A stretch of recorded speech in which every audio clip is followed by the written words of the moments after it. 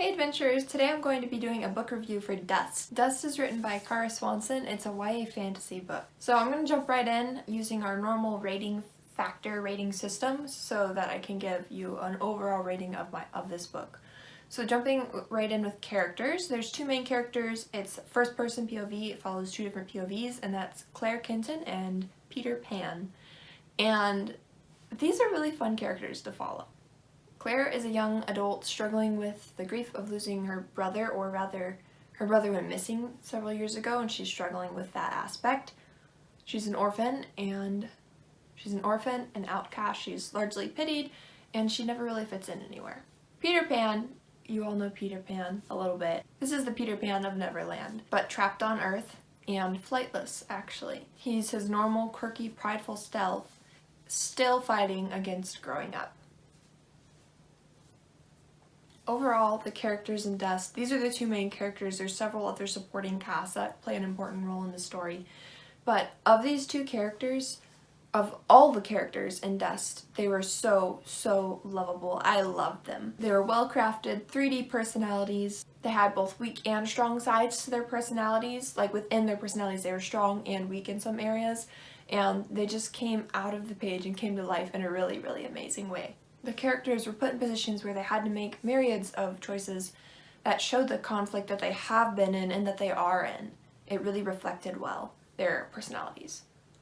They consistently acted within their character personalities, and that was really admirable. So overall, I give characters in Dust a full star, which is the full amount of points I can give characters. Jumping right into plot/story. Plot is a two POV first-person book, which I already mentioned, and I'm actually going to read you all the synopsis because it's a really great book, and I think that this is the best way to explain a little bit about the plot. The truth about Neverland is far more dangerous than any fairy tale. Claire Kenton believes the world is too dark for magic to be real, since her twin brother was stolen away as a child. Now Claire's desperate search points to London, and a boy who shouldn't exist. Peter Pan is having a beastly time getting back to Neverland. Grounded in London and hunted by his own lost boys, Peter searches for the last hope of restoring his crumbling island, a lass with magic in her veins. The girl who fears her own destiny is on a collision course with the boy who never wanted to grow up. The truth behind this fairy tale is about to unravel everything Claire thought she knew about Peter Pan and herself. So that kind of gives you an idea of the plot. I'm really concerned about jumping into spoilers if I paraphrase that, so I wanted to read it directly out of the book, the actual synopsis for you all.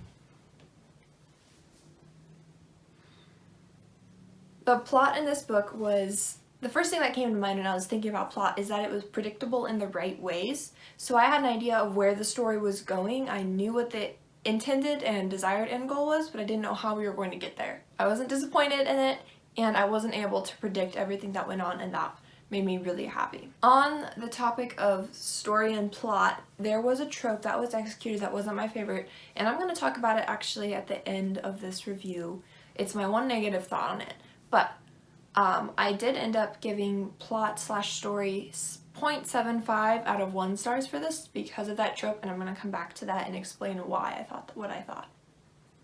Themes in Dust. The themes were really good. The main theme I noticed was overcome the shadows. They're heavy and they'll drag you down if you don't determine to look into the light. And I really loved how the themes in this book were presented. They were prevalent and directly tied to the plot and the characters' story arcs, as they should be, and they were a strong focus, especially in the showdown. And it was just, they were really well portrayed, strong themes, original themes, and I appreciated them a lot in the story. They fit so well with the character arcs, far more than so many books I've read recently. It was very satisfying. I gave themes the full star that they got, 1 out of 1. And then the next point I have is world/setting. So this is set in our world, based a little bit in the US and a little bit in London. So while this does take place in our world, it's not terribly focused on the world, as throughout the story, as the author develops the world/setting, she's actually developing Neverland more than the world we live in. And I think it's because we already know this world as much. I mean, that's something we're familiar with. Neverland is far-fetched and more difficult to imagine. And so that's what we're building throughout the story. And that's a really neat way. She's putting us in a position where she doesn't necessarily have to build the whole setting for the world we're in right now, because it's Earth, the Earth that we know, but she's setting up for Neverland, which is really, really neat. So I gave world/setting the full amount of points I could, which was half a star. So uniqueness factor, I also gave this the full half a star out of half a star. And what the uniqueness factor, I don't even know where to begin with this. It's Neverland. There's Peter Pan and pixies and Captain Hook. So many lovely worlds. Along with the magic that is, as a reader, we have so little context for. We really don't understand it yet, neither do the characters. But it has to do with pixie dust, which I don't feel like is a spoiler because of the title, but it's a really fun world/setting, and getting to see that magic system start to come alive, mixed with these tales that we know of, Peter Pan, of course, and it's just a really fun world. So, general thoughts, I really loved Dust. I thought it was really a great read, really well written. I love the world, I love the characters, I love the drive of the plot, I love the character arcs. I fell in love with the characters and I enjoyed the entire story. Now I'm gonna jump back, and I know this is a little out of order, but for some reason this worked better in my brain. So I wanted to talk, I mentioned when I was talking about plot and story that there was one trope that was executed that I don't personally like. And I don't want to go into spoilers because I don't think I can say what this trope is without spoiling something in the story or giving away characters or anything like that. So it was a trope that I dislike. And specifically, I dislike it when I see it from both inside the character who's on the receiving end of that trope, which is really complicated, but when I see it from multiple perspectives, I really dislike this. So I'm seeing who this is happening to, and I'm seeing it from someone else's perspective.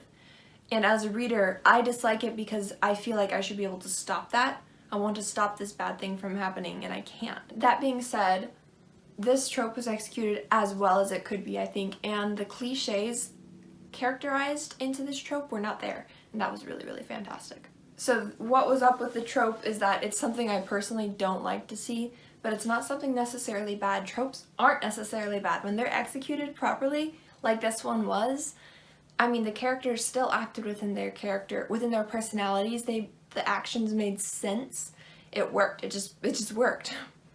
So while I didn't love that, that's what brought my characters and story overall opinion down just a little bit, because it is a trope that frustrates me greatly, seeing it from multiple perspectives, because I can see the fallacies in it, and I would rather honestly be shocked than know ahead of time the impending doom. So I'd rather have less suspense and more shock, which is very personal to my taste, and I realize that a lot of readers are not that way. So because there was so much great with this book, it twisted my emotions in the best way possible. I gave this my general thoughts. I have a full star for this, jumping back out of the plot section here. The writing style in this book reminded me of Suzanne Collins in that I didn't notice it very much. It didn't really pull me out of the story, which I really appreciate. It was smooth and subtle, and the flow was really natural. And there were some killer lines, and if they weren't all spoilers, I would read them too because they made a deep impression, and I have notes on my phone from Dust quotes now. There were sentences that were just really powerfully and beautifully worded, and it was just overall the writing style I really enjoyed. Guys, this was such a fun book to read. It was one that I definitely used as escapism, to escape from my world for a minute. It was a really fun book to read. So my overall rating is 4.75 stars. The only thing that brought it down was that little bit of the trope, which was my personal opinion. This was a great book. I loved it. I was more than pleased, more than impressed, and yeah, if you have any questions about it or thinking about reading it but just aren't sure if it's your taste, let me know in the comments down below. I'd be happy to answer any questions you have for me. Thank you guys so much for watching. Please like this video and subscribe to our channel if you haven't already. Thank you so much for watching. Stay warm.